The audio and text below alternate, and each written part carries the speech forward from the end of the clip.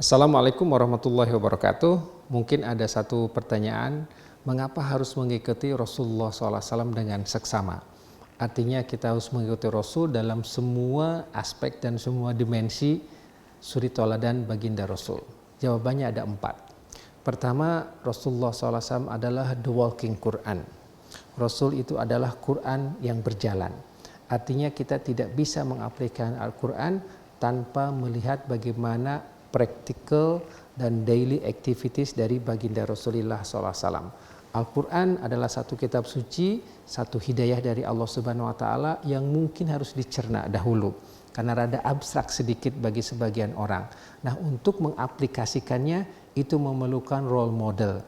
Bagaimana Quran itu dibawa ke pasar, bagaimana Quran itu dibawa ketika bertransaksi, bagaimana Quran itu menjelma ketika menjadi seorang ayah terhadap anaknya, bagaimana Quran itu menjelma ketika menjadi seorang istri terhadap suaminya, bagaimana Quran itu hadir ketika menjadi direktur terhadap anak buahnya, bagaimana Quran itu hadir ketika melakukan musyawarah. Nah, inilah yang dimaksudkan oleh Aisyah, kana khuluquhu al-Quran, ketika ditanya oleh Sa'ad bin Hisham ibn Amir, ya ummal mu'minin, kaifa khuluqa Rasulillah sallallahu alaihi wasallam? Fa ajabat ataqra'una al-Quran? Faqala bala. Fa ajabat kana khuluqu Rasulillah sallallahu alaihi wasallam al-Quran. Jadi ummul mukminin ditanya oleh Sa'ad bin Hisham bin Amir bagaimana tentang akhlak Rasul, jawabannya adalah Al-Quran. Rasul adalah the living and the walking Quran. Yang kedua, kenapa kita harus mengikuti baginda Rasulullah SAW? Karena Rasul itu adalah the living Islam. The best example of being Muslim is Rasulullah SAW. Jadi suri toladan terbaik bagaimana untuk menjadi seorang Muslim dicontohkan dalam pribadi baginda Rasulullah SAW. Artinya kita tidak akan pernah melihat bagaimana orang yang paling islami kecuali dari baginda Rasulullah SAW. Nah, dalam begitu banyak ayat dan hadis Rasulullah SAW mengatakan misalnya khudhu anni manasikakum, ambillah dariku manasik haji kalian. Artinya Rasul meminta kita melihat bagaimana melaksanakan cara berhaji. Demikian juga Rasulullah SAW pernah bersabda, "Shollu kama ra'aitumuni usolli." Salatlah kalian seperti kalian melihat aku bagaimana aku melakukan salat ini. Nah, Masya Allah, rukun Islam begitu lengkap, rukun iman begitu lengkap. Demikian juga syariat Islam begitu sempurna. Kita tidak akan pernah melaksanakan rukun iman, rukun Islam dan syariat Islam yang sangat komprehensif ini tanpa mengambil contoh dari suri toladan terbaik. Pertanyaan saya, siapa di antara Bapak dan Ibu sekalian sekarang yang sudah pernah membaca buku biografi Rasulullah SAW dari halaman pertama sampai akhir hatam?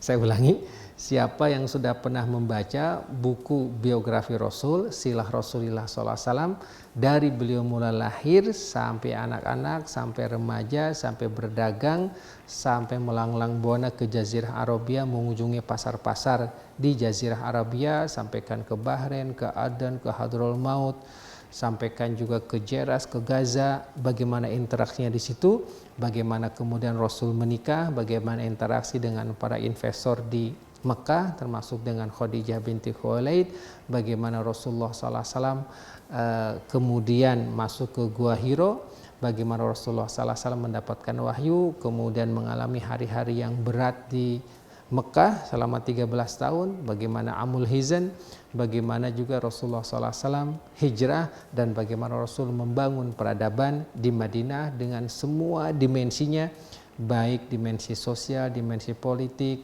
dimensi hukum, demikian juga dimensi militer, dan kita melakukan penelaahan ini. Mungkin sebagian dari kita sudah mempelajarinya dengan seksama, tapi Masya Allah bisa juga dari kita banyak yang belum.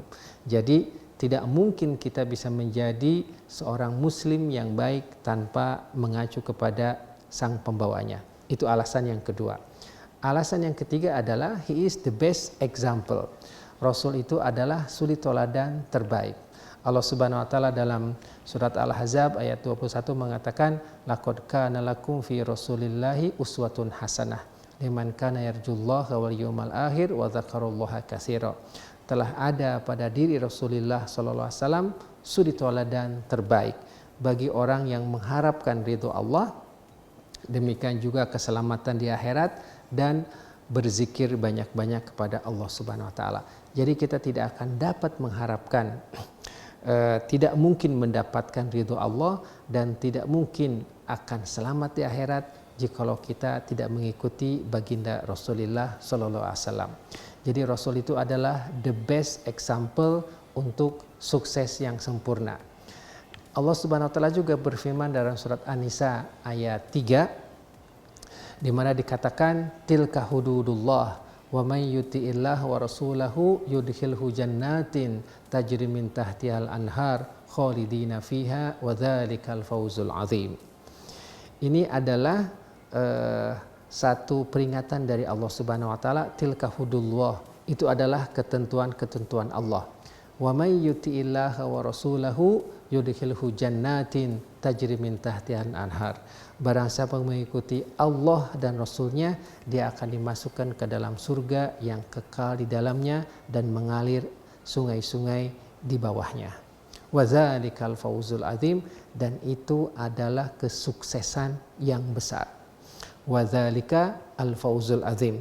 Jelas ini adalah sukses dalam dua dimensi. Pertama, kita akan selamat di dunia, kita sukses di dunia, menjadi seorang yang berhasil, karena Allah Subhanahu wa taala juga telah menegaskan bahwa kesuksesan ini akan kita peroleh jikalau kita mengikuti Rasulullah sallallahu alaihi wasallam. Misalnya dalam surat Ali Imran ayat 164, laqad manallahu 'alal mu'minina idz ba'atsa fihim rasulan min anfusihim yatslu 'alaihim ayatihi wa yuzakkihim wa yu'allimuhumul kitaba wal hikmah wa in kanu min qablu lafi dhalalin mubin. Allah Subhanahu wa taala telah memberikan anugerah kepada kaum muslimin, Masya Allah, anugerah yang sangat luar biasa berupa diutusnya Rasulullah SAW, yang mana Rasul itu super dalam segalanya, super dalam mengembangkan dirinya, super dalam bisnisnya, super dalam membina keluarganya, luar biasa dalam memberikan dakwah kepada umatnya, luar biasa ketika membangun sosial politiknya, luar biasa ketika membangun peranata pendidikannya, luar biasa ketika membangun sistem hukumnya, dan beliau adalah jenderal yang sangat tangguh.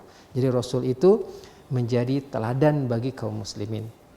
Kemudian kata Allah, wa yu'allimuhumul kitaba wal hikmah.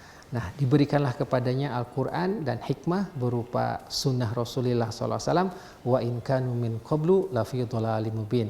Meskipun mereka dan kita semua ini, jikalau tidak dapat hidayah Rasul, pasti akan termasuk orang-orang yang merugi dan dalam keadaan yang sesat. Itulah alasan yang ketiga. Dan alasan yang keempat adalah kita baru bisa selamat di akhirat jikalau kita mengikuti jalan Rasulullah Sallallahu Alaihi Wasallam. Allah Subhanahu Wa Taala menegaskan, wa ma atakumur rasul fahudhuh wa ma nahakum anhu fantahu. Surat Al-Hasyr ayat 7. Apa yang dikatakan dan diperintahkan oleh Rasul, ambillah, dan apa yang dilarang oleh Rasul, tinggalkanlah. Karena hanya dengan mengikuti anjuran Rasul kita akan selamat. Dan hanya dengan menjauhi larangan Rasul kita akan selamat juga. Tanpanya kita akan celaka di akhirat nanti. Jadi ada 4 alasan kenapa kita harus mengikuti Rasulullah SAW dengan seksama. Pertama, he is the walking Quran. Rasul adalah Al-Quran yang berjalan. Tidak mungkin menjalankan Al-Quran tanpa melihat praktek Rasulullah SAW dalam aplikasi kesehariannya. Yang kedua, he is the living Islam. Rasul adalah Islam yang hidup, Islam yang nyata. Dan kita tidak bisa menjadi seorang Muslim tanpa mengikuti sunnah Rasulullah SAW. Yang ketiga adalah he is the best example.